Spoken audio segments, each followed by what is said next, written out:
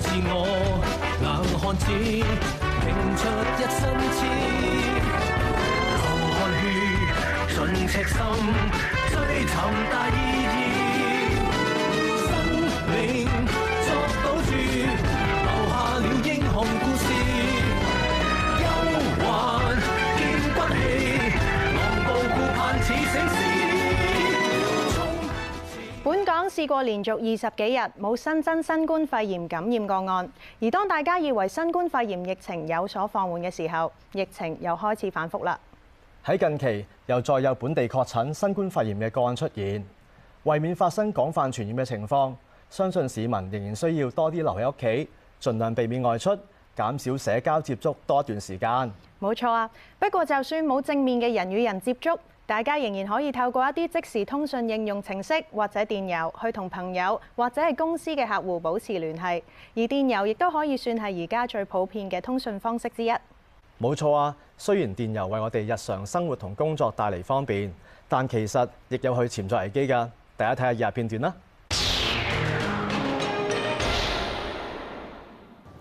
疫情下，部分公司會安排職員 home office， 即係喺屋企工作。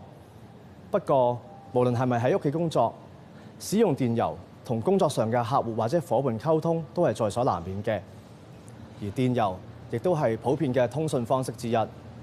當大家使用電郵嘅時候，記住多加留神，因為只要你一時疏忽，可能就會落入騙徒嘅電郵陷阱。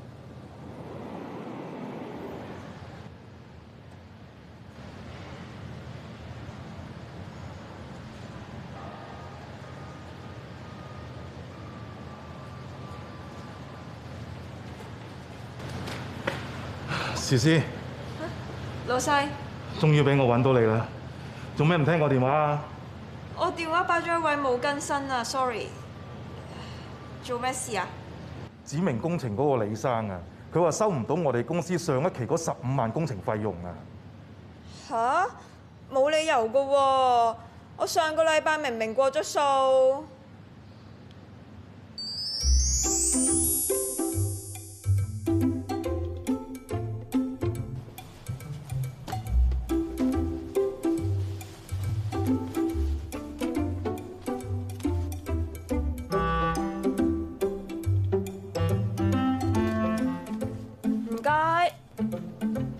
有咩幫到你啊？要杯 green tea latte 啊，唔該。好啊，有冇其他？暫時唔使啦，唔該。詩詩，呢度 coffee shop 唔係你屋企啊！你咁大聲做咩啊 ？Sorry。啊，係啊，詩詩啊，陣間咧我哋去邊度好啊？不如去行山啦。行山？唔行山，踩單車 OK 㗎。而家郊區啲人啊，仲多過市區啊！啲人啊，仲要亂咁抌垃圾，搞到山頭污糟邋遢。咁即係點啊？行山唔諗啦。OK 啊，踩單車 OK 㗎。唔啦，喺度坐下，嘆杯咖啡都幾舒服啊！但係咁難得，你唔使返工喎。我今日唔係唔使返工啊 ，home office 咋。都係要返工㗎，只不過係公司俾你唔使返 office，可以留喺屋企做嘢咁解㗎咋。我而家靜雞雞走出嚟飲杯嘢都好似已經唔係幾好啦，你仲要我陪你行山踩單車，一陣俾老細發現咗啊，咁咪大件事啦。切，我唔講，你唔講，鬼知咩？唔去。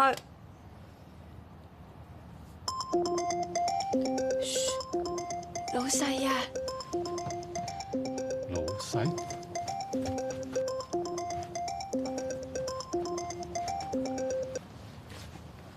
喂？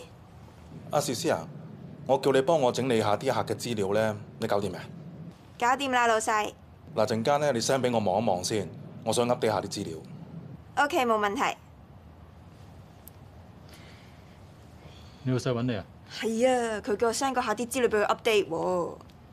咁你咪要返屋企？咁啊唔使喎，我帶咗部平板出嚟，你幫我拎出嚟啊。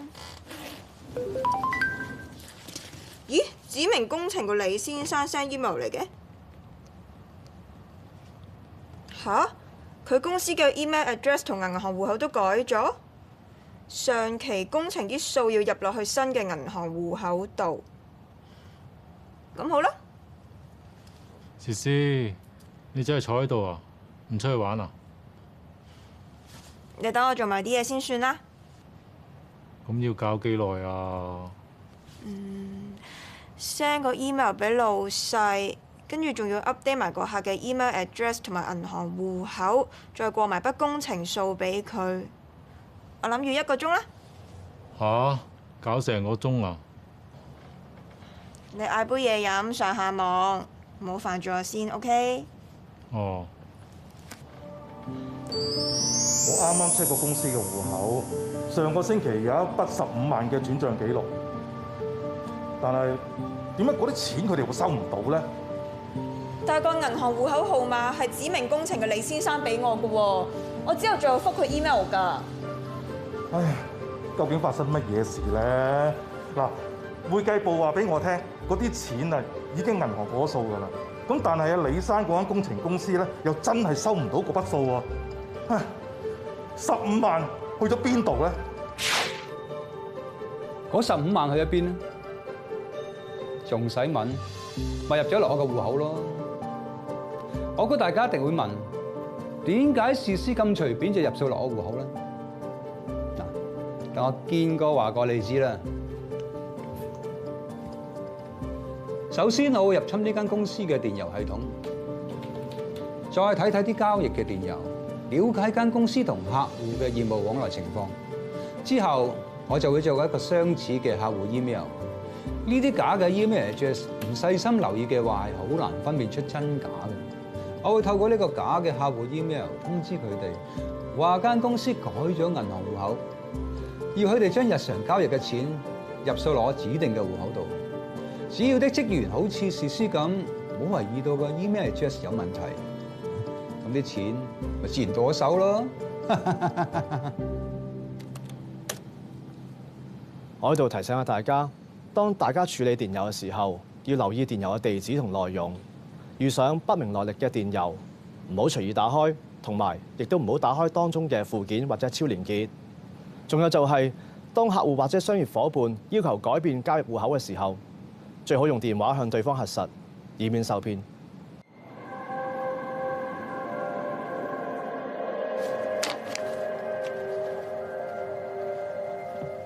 April， 咦，你生翻咗嚟啦？係啊，呢幾日我咪喺公司啦。有冇發生啲咩嘢啊？都冇啊，就係你飛嗰日叫我過數喺一個戶口度做投資，我都做咗啦。嗱，嗰20萬嘅入數紙放咗你台面噶啦。咪住，咩20萬啊？冇叫你咁做喎。吓？嗱，我就 hack 咗呢間溫彬公司嘅電郵系統啦，你自己睇下。呢間貿易公司嚟啫嘛，呢都係交易電郵，有咩特別啫？我哋點樣先氹到啲老細科水俾我哋啊？你睇呢一段，個老細出 trip 幾日都冇特別啦。咁都唔明啊？嗱，好簡單嘅啫。依家咧個老細咧就唔喺香港，成間公司就得翻個秘書喺度。我咧就可以做一個假嘅電郵，就同佢老細差唔多嘅。然之後咧就叫個秘書入啲錢落我哋嗰度。我話有我哋投資作用嘅，咁咪呃到佢咯。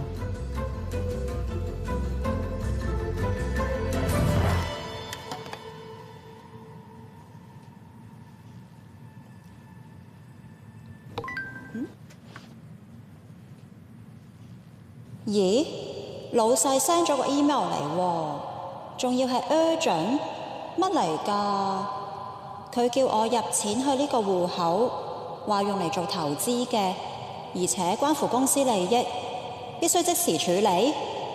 咁得意嘅，佢已經上咗飛機，叫我唔好打俾佢呀。咁好啦。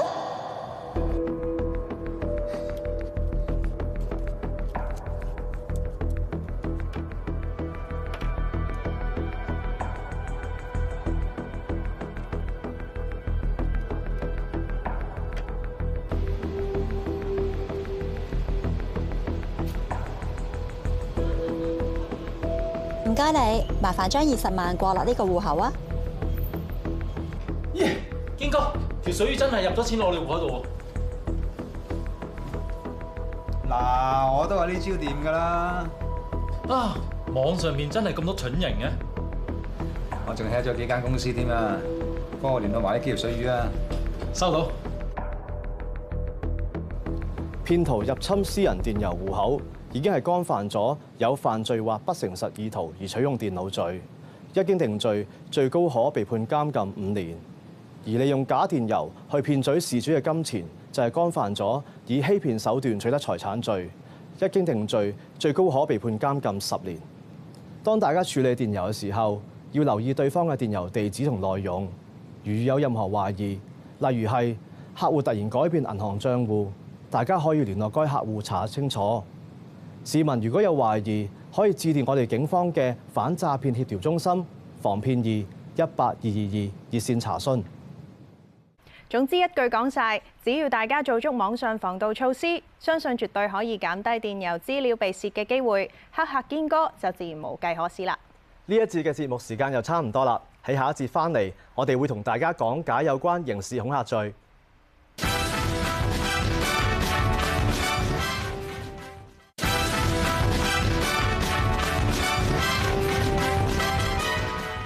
欠債還錢，天公地道。但若果債仔未按約定嘅時間內去還債嘅話，債主可以點做呢？當然係要循合法嘅途徑去處理啦。不過有部分債主會選擇使用一啲恐嚇嘅手段去迫使債仔還錢。呢啲以恐嚇手段追債嘅行為，可能已經觸犯咗香港法例啦。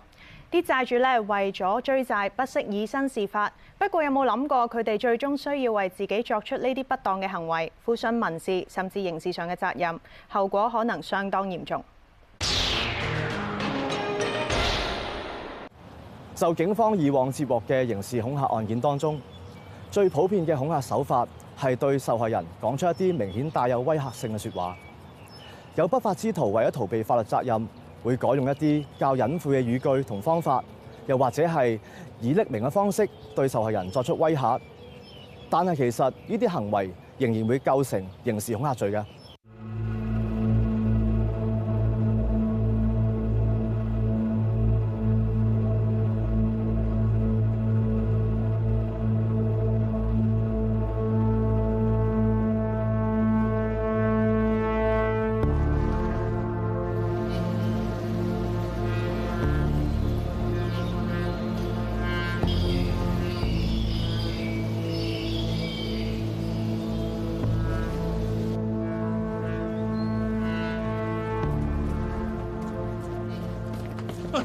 咩事啊？李生，你揸嘅公司條數幾時還啊？喂，我破咗產㗎啦，你哋仲追我還？破產大晒啊！其他公司又冇你扶啫，我哋公司又唔理。總之咧，你死都死翻條數俾我哋。喂，我有錢還啊，我就唔使破產啦。 3日，我俾3日時間你。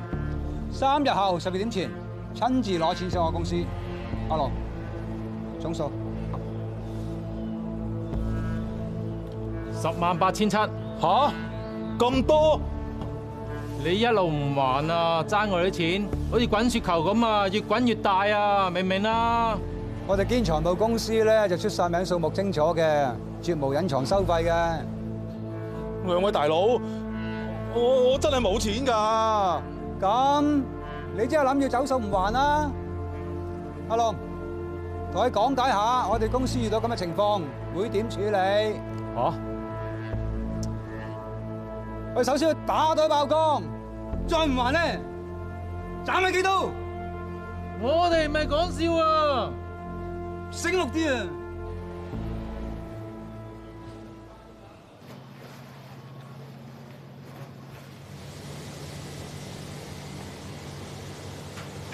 堅哥，你要香爐灰？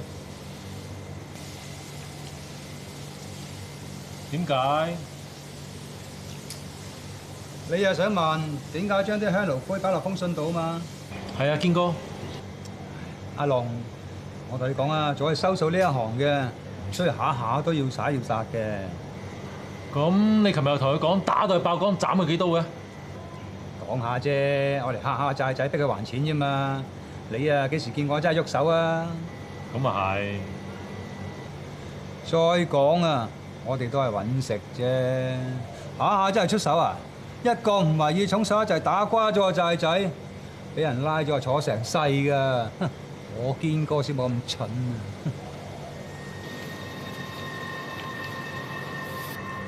咦？咁堅哥你而家喺度做緊咩啊？整緊封信去嚇下個債仔。嚇？放啲香爐灰入去，佢以為啲灰係有毒嘅，咁啊知道我哋唔係講笑啦，就會積極啲撲水還債啦，明唔明啊？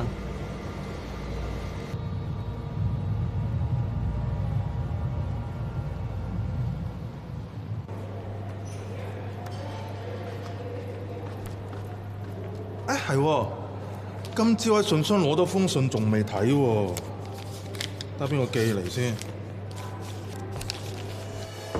還錢？邊有咁大整蠱啊？哎呀，會唔會係嗰兩個收數佬啊？哎呀，成封信都係啲粉嚟嘅！哎呀，死啊死啊死啊！哎呀，會唔會有毒㗎？哎呀，係。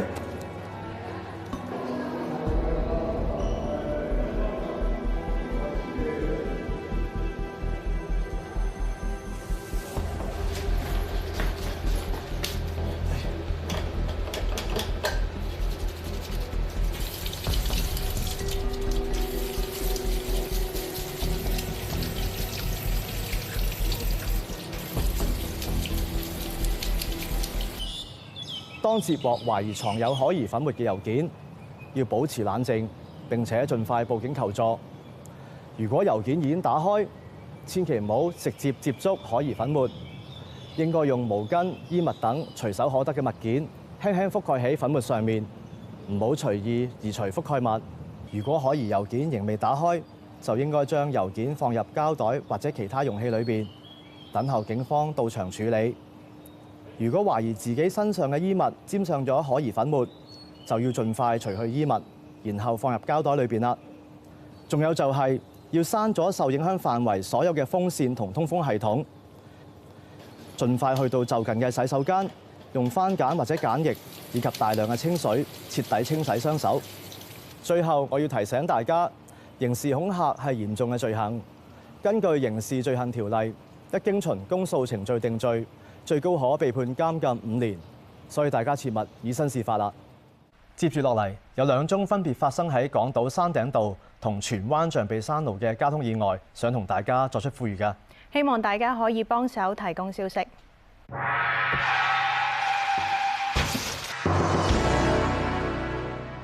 呢度係山頂道77號，警方希望市民提供資料，協助調查一宗發生喺2020年3月21號星期六上午8點52分嘅致命交通意外。意外導致一名54歲嘅男子死亡。當時一輛中型貨車沿山頂道往山頂方向行駛，而該名54歲男子當時正騎單車沿山頂落山。當駛近至山頂道77號一個彎位嘅時候，單車失控，該名男子被困於中型貨車車底。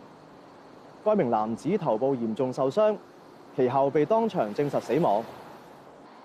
警方呼籲喺2020年3月21號星期六上午8點52分，有冇市民經過山頂道77號目擊意外發生嘅經過呢？有嘅話，請聯絡港島總區交通意外特別調查隊第1隊，電話係3660-6814 3660-6814。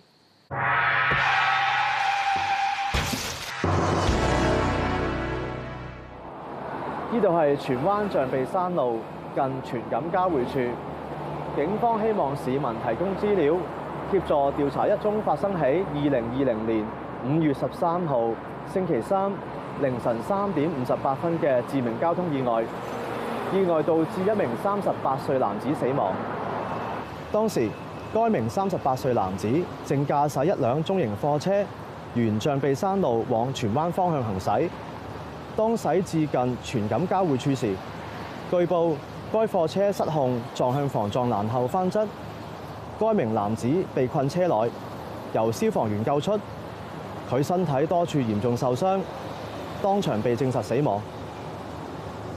警方呼籲喺2020年5月13號星期三凌晨3點58分，有冇市民經過荃灣象鼻山路近荃錦交匯處目擊意外發生經過呢？有嘅話請聯絡新界南總區交通意外特別調查隊第一隊，電話係3661-1300 3661-1300。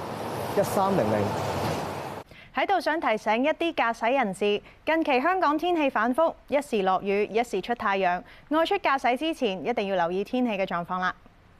特別喺落雨日子裏面，路面濕滑，大家就更加要注意安全啦，小心駕駛，留意路面情況，謹記千祈唔好超速啊！今個禮拜嘅節目時間又差唔多，下個星期同樣時間再見，拜拜。